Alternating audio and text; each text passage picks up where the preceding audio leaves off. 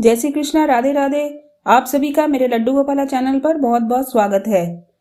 Friends, भगवान श्री राम ने जल समाधि क्यों ली, आइए जानते हैं इस कथा के द्वारा। फ्रेंड्स, कथा में आगे बढ़ने से पहले आप यदि मेरे चैनल पर नए हैं तो चैनल को लाइक और सब्सक्राइब जरूर कर लें। तो आइए जानते हैं भगवान श्री राम ने जल समाधि क्यों ली।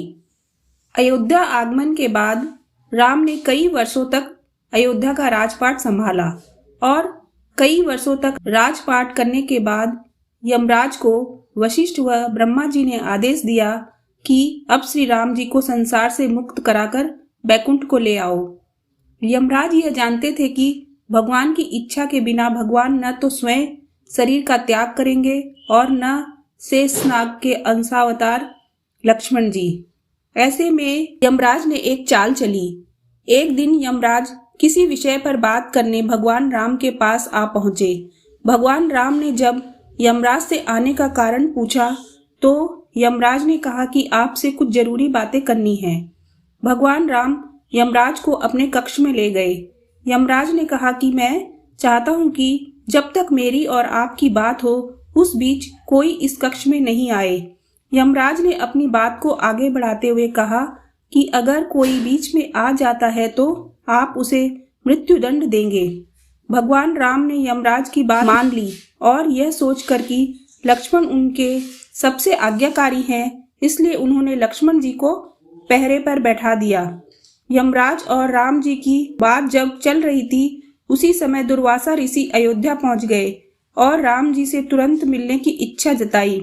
लक्ष्मण जी ने कहा कि भगवान राम अभी यमराज के साथ विशेष चर्चा कर रहे हैं। भगवान की आज्ञा है कि जब तक उनकी बात समाप्त नहीं हो जाए कोई उनके कक्ष में नहीं आए, इसलिए आपसे अनुरोध है कि आप कुछ समय प्रतीक्षा करें। ऋषि दुर्वासा लक्ष्मण जी की बातों से क्रोधित हो गए और कहा कि अभी जाकर राम से कहो कि मैं उनसे मिलना चाहता हूँ, अन्यथा मैं पूरी अयोध्या को नष्ट होने का श्राप दे दूंगा। लक्ष्मण जी ने सोचा कि उनके प्राणों से अधिक महत्व उनके राज्य और उसकी जनता का है, इसलिए अपने प्राणों का मोह छोड़कर लक्ष्मण जी भगवान राम के कक्ष में चले गए। भगवान राम लक्ष्मण को सामने देखकर हैरान और परेशान हो गए। भगवान राम ने लक्ष्मण से पूछा कि यह जानते हुए भी कि इस समय कक्ष में प्रवेश करने वाले को मृत्यु दंड दिया जाएगा, तुम मेरे कक्ष में क्यों आए हो? लक्ष्मण जी ने कहा कि दुर्वासा ऋषि आपसे अभी मिलना चाहते हैं, उनके हठ के कारण मुझे अभी कक्ष में आना पड़ा है। राम जी यमराज से अपनी बात पूरी करके जल्दी से ऋषि दुर्वासा से मिलने पहुंचे। यमराज अपनी चाल में सफल हो चुके थे।